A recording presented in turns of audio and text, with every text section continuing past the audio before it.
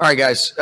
First of all, congratulations to the Seahawks, division champs. And, there's a lot of things that went on in that game. I thought the defense continued to battle the right way, kept us in that game. Enough mistakes offensively, and really, I just have to do so much better job for us. And that's where this has been a humbling, tough, up and down year. A lot of good, a lot of frustrating things. But, as the head coach, you feel very responsible, and especially with my involvement with the offense, we got to do some things better, special teams wise. But I do love this football team. I love the way they continue to battle, compete till the end. Goff played through where I'm sure, I guess the TV copy caught that he ended up hurting his thumb and kind of popping it back in place. I know he's disappointed. We'll see what the final verdict is on that, but he was tough and gutsy and just continued to try to battle for his teammates. And I'm just very appreciative of our team. And now, we're disappointed, but we still have a chance to kind of gather ourselves, regroup, and see if we can get our 10th win against Arizona next week. Jordan? Hey, Sean, on Jared Goff's, I believe, 17th turnover of the season, do you feel that he is consistently putting you and your offense, your offense in a consistent enough place to be successful, especially over the last 8 games? I wouldn't make an overarching statement like that over that turnover. That was a costly one today. He's trying to make a play and kind of lead Robert up the field and on a keeper where kind of things got strung out and ball sailed on him a little bit, and Diggs made a nice play. But, it's a collective effort. And, as a coach, when you're responsible for making a lot of the decisions, things like that, as a play caller, I have, expectations in terms of putting guys in spots. And those are things that I don't feel like I've consistently done enough for us. But Jared and I we're in this together, and that was a tough outing. There was enough things in terms of moving the ball that could have given ourselves a chance, but not finishing on the goal line stand. And that turnover, those end up being costly for you, especially with the way that our defense played. But make no excuses, like you guys will hear me consistently say, and got to go back, look at it, and figure out a way to get better. And I know that's my responsibility, and that's what we got to do. Yeah, Sean, it looked like early in the game, he was holding onto the ball in some of those keep situations when there's coverage downfield and doing a pretty good job of not forcing throws. On that particular interception, would you have liked to see him keep it and run toward the sideline to get a few extra yards, or did you see something that maybe we from the outside didn't? Yeah, no, I mean, you'd obviously like that play back, but where I was at, I actually was kind of right in behind him. You'd like to see him just continue to attack with the ball up and probably come away with a couple yards. But sometimes when you're getting flushed and those lanes can open up, what it appeared to be, and I can't speak for him, but you could see he was kind of just trying to lead Robert, and what he felt like there was a void just in behind, a little bit more vertical. But it's a short field. The middle safety doesn't have any vertical grass to defend when you're in that tight red area. The ball sailed on him, and then Diggs made a nice pick. Lindsay? Sean, for you as a play caller, how do you kind of get out of a funk or a tough time that you might be having over the last couple of games? Yeah, it's, I think it's, really my job is to put these guys in better spots. And I don't think I've consistently done a good enough job with that, Lindsay. Ultimately, you get into those rhythms when you get some drive, you sustain drives, you're efficient on those early downs, and you can kind of get into a rhythm. I did think we were fairly efficient on the third downs early on in the game, but we kind of just petered out in that, that fringe area before we could even get into the red zone on the couple drives that we had to settle for a field goal. But I've got to be better, Lindsay. I have much higher expectations for myself. I haven't been good enough. And, I'm not going to sit up here and make excuses. You just got to go to, like I tell our players all the time, I see a lot better than I hear. And so, talk is cheap. We've got to see the production. And ultimately, when you look at it, I can be honest and with myself that I don't feel like I've done a good enough job for the standards, the expectations, and, we're all in it together. We've got to be able to produce, but I do expect to put our guys in better spots. And for the last couple of weeks, I have not done a good enough job of that. And Sean, what did you say to your team after this game? Yeah, just that I appreciate the way that they continue to battle. I love this group, love these guys. I feel like I need to do you want to just feel like you can have a better influence on the outcome of the game and just do a better job within the framework of your role. But what we'll do is we'll regroup. It's very, very disappointing, but we do have a game and a lot to play for next week. And that's where our focus and concentration will, shift to after this. Gary? Hey, Sean, you talk a lot about wanting to play your best in December and late December, and you guys clearly aren't with 2 losses in a row. What's the problem? I mean, the overarching problem, do you think? Yeah, I mean, I think when you look at it, it's just the inconsistencies, offensively and on teams. And, like I said, Gary, I got to go back and really look at it. But we didn't do enough things to win this football game against a quality opponent like the Seahawks. And, for that, we don't make any excuses. But we've got one game guaranteed, and we got to see if we can maximize that op that we do have. And is there a chance that the injury that Jared played through could keep him out of the finale? Yeah, I'm not sure right now. I don't want to speculate on that. I know he battled, and I really have a lot of respect for the toughness that he exuded today to be able to finish that game out. And, that's really all I can say on that. And finally, I mean, can you imagine, I think it hasn't happened since the Super Bowl, a scenario where your offense does not score a touchdown? No, it was tough. And, we had our chances, and, definitely would have liked some of those selections down in that tight red area back. They did a good job kind of really teeing off and being able to win the line of scrimmage. But like I said, certainly there were some better options in terms of the play selection, and that falls on me. All right. Thank you, everyone. Hey, Jared, can you tell us what happened with your thumb? Yeah, I hit it on the helmet there. I sometime in the third quarter, and popped it back into place and just finished the game. Is that the first time you've ever had to pop your own thumb back into place? And is it painful right now? How do you think it's going to be going forward? It's okay right now. It's not terrible. We'll see tomorrow. We'll evaluate tomorrow. We got 24 hours to see what happens, kind of. But we'll see. Gary? Hey, Jared, you guys talk a lot about wanting to play your best in December, and you clearly are not these last 2 games on offense. What's been the issues? Yeah, well, we obviously got to finish drives. I made one of what I think is one of the worst plays I've had in my career early on, and that's the first half where I threw that interception to Diggs. And then we got to score one on the 1 yard line. We can't get stuff like that. That's the difference in the game right there. We score on the 1. We have a completely different type of game outcome, and bottom line, it comes down to us on offense and comes back to me. In terms of finishing it out, you guys have lost twice opportunities to clinch playoff spots going into the finale against Arizona with the condition of your thumb and the way the offense has been playing. Are you confident that you guys can get it done? Of course, you're always confident. I think you have to be. I've been playing this game for a long time. I've had setbacks. I've had great moments. I've had bad moments. And for me personally and our offense, we've had that as well this year. We've had great moments. We've had a lot of setbacks as well. And how do we get consistent? How do we get on the right page? And how do we move forward? Jordan? Hey, Jared, in terms of those inconsistencies, I know we've talked a lot about turnovers, and obviously there has not been a game this season in which there has not been a turnover.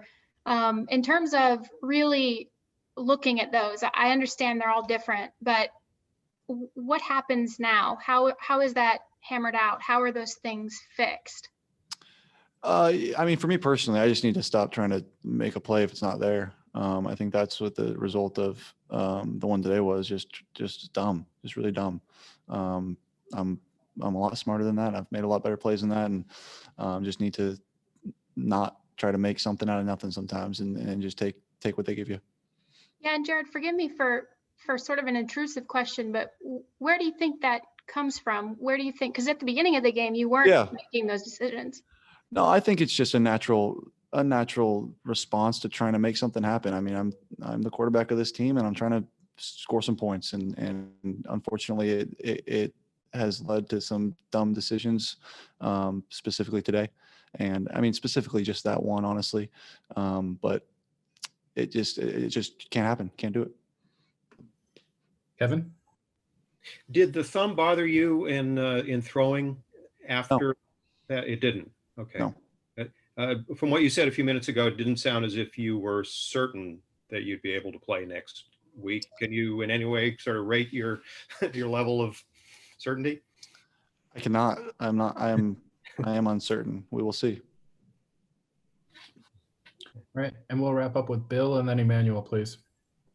Yeah, Jared, has the spate of recent turnovers made you less confident or more cautious in your approach and your game planning? No, I don't think so, Bill. I think, like I was just kind of talking about, like there's a balance of trying to make plays and then being smart. And my confidence will never be shaken by anything. I don't think that's something I'll ever worry about. But just being smart and walking that line of smart and still aggressive. And I think, sometimes specifically on that play today, it was just a dumb play. It was stupid and something I can't do. But no, I don't think my confidence will ever be shaken. Were you looking for Robert Woods on that play? I was trying to get cute with something and it just did not go my way. And they made a great play and ultimately part of them winning the game. Thank you. We'll wrap up, Jared, with Emmanuel. Jared, a lot of the fans were kind of frustrated last week. What's the message to them now as y'all head into the finale? Yeah, we gotta figure it out. We've lost 2 in a row in a time in our season where we needed to win both games and didn't get it done. So look internally, we got to figure it out. And I'm sorry this is happening, obviously, but we will figure it out. We have in the past, and just keep believing, and we will move forward. Thank you, guys. Thank you, Jared. All right, guys. Thank you. Sean McVay was pretty critical of himself and his play calling over the last couple of games, really. As an offense, what are you guys seeing from the play calling standpoint, and do you think that he's putting you in positions to succeed? Well, there's definitely some, there's definitely, no coach is going to call a perfect game. I think it's unfair to ask Sean to do that. There's certainly plays that I know that he wants back, but there's also situations just as a football player that you might start off like, okay, I don't have leverage that we want here, but we're going to find a way to win anyways. And I think we need to just, find ways to do that to the man. And, that's something about this sport. I mean, we're the best of what we do. We're at this stage because we can play at a high level, and we've gotten here because we're able to do that. You're able to win against looks that maybe you weren't supposed to win against. And you have to find a way to do that. It shouldn't be put on Sean to call a perfect play every single time. So we've got incredible football players, and we got to find ways to get the ball in our hands and make things happen after the catch, make things happen after the ball's handed off to us, and be able to go make plays for them. Gary? Cooper, how do you feel like the mood of the team is? I mean, you guys have lost 2 chances to clinch playoff spots 2 weeks in a row. So how does that carry into the finale? Well, we don't carry any of that into the finale. Obviously, we haven't gotten it done the last 2 weeks, but that doesn't change. We control our destiny here. It's just about us being able to go out there and execute and find a way to win a game. We didn't get it done this week. That game's over. This game is over. All we can do is learn and move forward and find a way to put a game plan together and prepare as football players to go out there and beat the guy across from us and be able to produce for this team. So, our mindset doesn't change. It's just about going out there. We've got a big game this next week against AZ, and go out there, produce, find a way to win. Evan? Cooper, there was a lot going on for Jared today. How would you describe his performance before and after the thumb injury? I have to go back and watch the film. Obviously, a lot of the stuff that is happening, I'm out there running routes and have my own job to handle. So I can't really speak on what happened at quarterback or any other position because I haven't seen the film yet. I can't really answer that. I'm not really sure until I really get a look at it. But I thought he did get we did get the ball in our hands a few times. I know there's some decisions he wants back. I know he's touched on that. But really, it just comes down to players making plays. We've got to make plays to produce in this offense. We got to find a way to win, and that just comes down to the players being the guy across them, and then going above and beyond and making plays after the catch. Was everybody aware of his thumb injury? Yeah, I mean, I saw something happen. I saw him shaking his thumb. I wasn't sure exactly what happened with it. But I couldn't tell, in terms of the balls that he was throwing. He was throwing, he threw a few really good footballs even after that. So, we'll just kind of see, what that's about. But, I thought I couldn't really tell a difference. Thank you. Jordan? Hey, Cooper. With Jared's 17th turnover of the season coming today, I know that you especially and other guys have talked a lot about, you guys having utmost confidence in his ability to rebound and utmost confidence in him as a quarterback. But what's the confidence level in him in an ability to maybe play a completely clean game? And how do you guys sort of rally around that or try to recover from that after the turnovers happen? Yeah, well, certainly. I mean, you always try to play a perfect game. No one goes into a game expecting to make mistakes, but this is an imperfect game where mistakes do happen. And, there's obviously, turning the ball over, we have to be better as a collective group. It's Jared's stat that there's a turnover, but there's 11 guys and 10 other guys out there with him that are running that play. And, we've got to find ways to win and give them viable options. If that is off schedule, just continuing to fight through the down.